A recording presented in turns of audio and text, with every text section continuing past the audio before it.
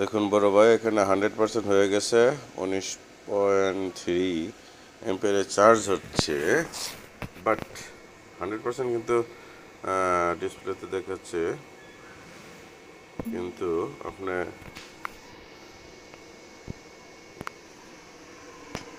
চার্জারের দিকে দেখেন একেবারে 82 ভোল্ট 20 এম্পিয়ার হচ্ছে। আর আইকন দেখেন সেই দেখি, এটা কোনো ফুল দেখায় না,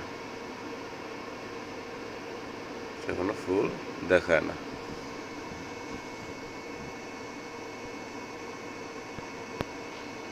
ফুল দেখাবে না, ফুল চার্জ হয়ে গেছে, ফুল দেখাবে না, ফুল দেখায় না।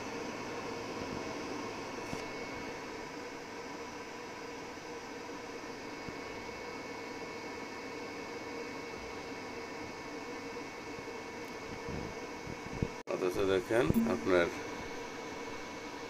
এই বিএমএস এর ব্লুটুথে দেখাচ্ছে 100% চার্জ, 175 এম্পিয়ার, 82 ভোল্ট, 3